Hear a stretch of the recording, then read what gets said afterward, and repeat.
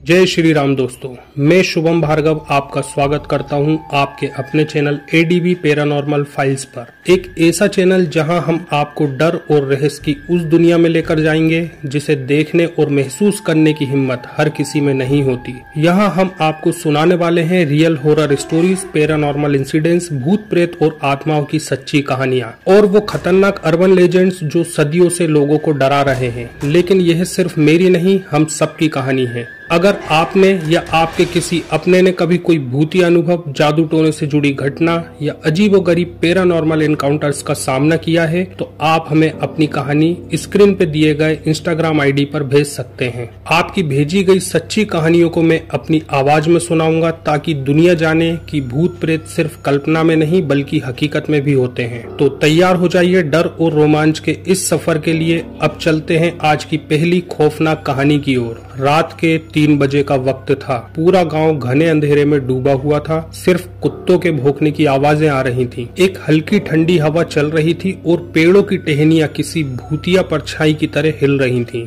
लेकिन इस गांव के लोगों की आंखों में नींद नहीं थी। डर ने हर किसी को जगा रखा था क्योंकि पिछले 3 दिनों में यहाँ से 5 बच्चे गायब हो चुके थे और हर बार बच्चों के गायब होने से पहले एक ही चीज देखी गई थी, एक काला साया जो घरों के पास, छतों पर और सुनसान गलियों में घूमता नजर आया था। लोग इसे कच्चा कलवा कह रहे थे, एक ऐसा नाम जिसे सुनते ही बुजुर्ग कांप जाते थे, माँ बाप अपने बच्चों को सीने से चिपका लेते थे और नौजवान भी अपने घरों से बाहर निकलने से डरते थे। पर यह कच्चा कलवा है कौन? क्या यह सिर्फ एक अफवाह है या सच में कोई खौफनाक साया इस गांव में घूम रहा है? आज हम इस रहस्य की तह तक जाएंगे और वो सच्चाई जानेंगे जो शायद आपके होश उड़ा दे। तो आइए उस गांव में कच्चे कलवे के द्वारा कौन कौन सी घटनाएं घटित करी गईं उसके बारे में जानते हैं। गांव में घटी कच्चे कलवे की पहली कहानी। गांव में एक बूढ़ी औरत थी, नाम था गंगाबाई। वो अपनी 6 साल की पोती राधा के साथ एक छोटी सी झोपड़ी में रहती थी। एक रात जब आसमान में गहरे काले बादल छाए हुए थे और चारों तरफ सन्नाटा पसरा था, तभी गंगाबाई की झोपड़ी से एक दिल दहला देने वाली चीख निकली। गांव के लोग दौड़े, लेकिन जब वे वहां पहुंचे तो दरवाजा अंदर से बंद था। अंदर से बस गंगाबाई की कांपती आवाज सुनाई दे रही थी, भगवान बचा लो, वो ले गया मेरी राधा को, वो ले गया। गांव वालों ने दरवाजा तोड़ा। अंदर का नजारा रूह कपा देने वाला था। राधा गायब थी। जमीन पर उसकी लाल रंग की चप्पलें पड़ी थीं। दीवारों पर नाखूनों के गहरे निशान थे, जैसे किसी ने खरोच कर बाहर निकालने की कोशिश की हो। और सबसे खौफनाक चीज थी फर्श पर पड़े काले जले हुए निशान, जैसे किसी ने वहां कोयले से भरे पैर रखे हों। गंगाबाई को देखकर लग रहा था कि वो सदमे में है। उसने कांपते हुए कहा, मैंने उसे देखा था, वो खिड़की के बाहर खड़ा था, लंबा, काला और उसकी आंखें जल रही थी। उसने राधा को बुलाया और वो जैसे मंत्र मुग्ध होकर उसके पास चली गई। मैं रोक नहीं पाई, वो ले गया। गांव वालों को यकीन हो गया कि यह कच्चा कलवा का ही काम है। अब गांव में घटी दूसरी घटना। गांव के बुजुर्गों का कहना था कि कच्चा कलवा किसी आम आत्मा की तरह नहीं था। यह सिर्फ रात के अंधेरे में ही नहीं बल्कि दिन में भी मंडराता था। गांव के पास एक पुराना शमशान घाट था जहां से अक्सर अजीबोगरीब आवाजें आती थी। लेकिन एक रात वहां कुछ ऐसा हुआ जो किसी ने सोचा भी नहीं था। राम खिलावन, जो गांव के चिता जलाने वाले थे, हमेशा आधी रात तक शमशान घाट पर ही रहते थे। लेकिन उस दिन जब गांव के लोग वहां पहुंचे तो राम खिलावन गायब था। बस उसकी लाठी और एक जली हुई धोती जमीन पर पड़ी थी। और सबसे डरावनी चीज थी शमशान की राख पर पड़े बड़े बड़े पेड़ के जलते हुए निशान। कुछ लोगों ने बताया कि उन्होंने उस रात शमशान के पास एक साया देखा था, एक लंबा, दुबला और पूरी तरह काले धुएं से बना हुआ, जिसकी आंखें कोयले की तरह सुर्ख लाल जल रही थीं। गांव के लोग इतने डरे हुए थे कि उन्होंने शमशान घाट जाना ही छोड़ दिया। लेकिन राम खिलावन कभी नहीं मिला। उस रात के बाद गांव में डर का माहौल और बढ़ गया। गांव में घटी कच्चे कलवे के द्वारा तीसरी घटना। गांव के शिव मंदिर के पुजारी पंडित रमाशंकर ने कच्चा कलवे की कहानियों को कभी सच नहीं माना था।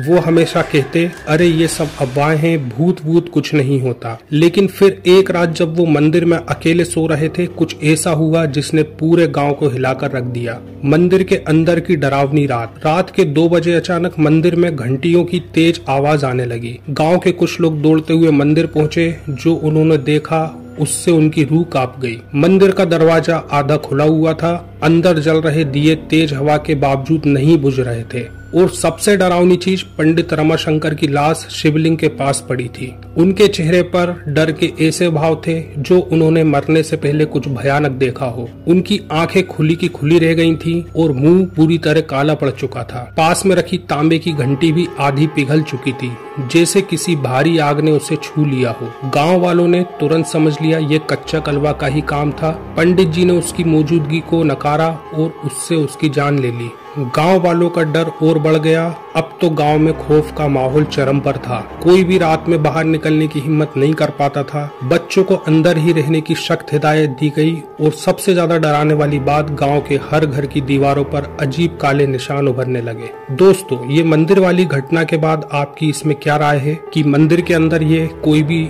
काली शक्ति ऐसे नुकसान कैसे पहुंचा सकती है? तो मैं अपनी तरफ से आपको एक जानकारी देना चाहता हूँ कि कच्चा कलवा छोटे बच्चे की आत्मा होती है, जिसके कारण वह ऐसे मंदिर और ऐसे पूजा पाठ वाले स्थानों पे भी प्रवेश कर जाती है। इसकी अगर आपको अधिक जानकारी चाहिए तो कमेंट बॉक्स में बताइए, मैं आपको डिटेल में बता सकता हूँ कि कच्चे कलवे की आत्मा मंदिर आदि में कैसे प्रवेश कर सकती है। कच्चे कलवे के द्वारा घटी गांव में चौथी घटना।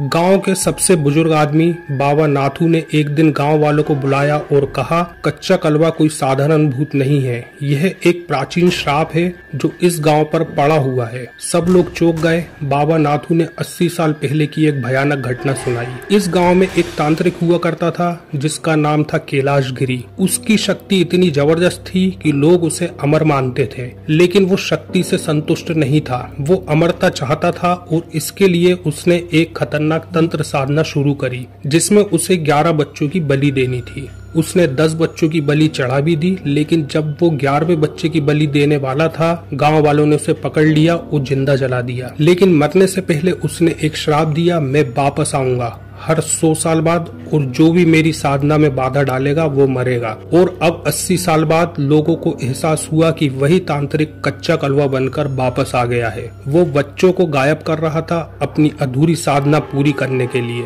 जब गांव वालों के पास सिर्फ 20 साल बचे थे इससे पहले कि वो फिर से पूरा हो जाए। गांव में घटी कच्चे कलवे की 5वीं घटना। गांव में भय और आतंक का माहौल था। हर कोई डर में जी रहा था। कोई भी रात में बाहर नहीं निकलता था। लेकिन तभी एक तांत्रिक बाबा अघोरी देव गांव में आए। उन्होंने गांव वालों से कहा, अगर कच्चा कलवा को रोका नहीं गया तो ये पूरे गांव को खत्म कर देगा। तांत्रिक बाबा ने गांव के बीचों बीच एक विशेष अनुष्ठान शुरू किया। उन्होंने कहा, अगर कच्चा कलवा की आत्मा इस श्राप से जुड़ी है तो इसे यहीं बुलाना होगा। जैसे ही अनुष्ठान शुरू हुआ, तेज हवाएं चलने लगी, आसमान में बिजली कड़कने लगी और फिर गांव की सबसे पुरानी हवेली में एक भयानक चीख गूंजी। कच्चा कलवा प्रकट हो गया। वो एक लंबी काली परछाई की तरह था जिसकी आंखों में आग निकल रही थी। उसके कदमों के निशान से जमीन जल रही थी। गांव के लोग डर के मारे थर-थर कांप रहे थे। तभी तांत्रिक बाबा ने अपने मंत्र बोलना चालू करे। अघोरी देव ने अपनी रुद्रमाला उठाई और जोर से बोले, ओम काली महाकाली रक्षा करो। और भी अन्य मंत्रों के उच्चारण के बाद जैसे ही उन्होंने मंत्र पूरे किए, एक जलती हुई आग की लपटें उठी और कच्चा कलवा चीखते हुए धुएं में बदल गया। गांव वाले रोते हुए खुशी मना रहे थे। कच्चा कलवे का आतंक खत्म हो चुका था, या शायद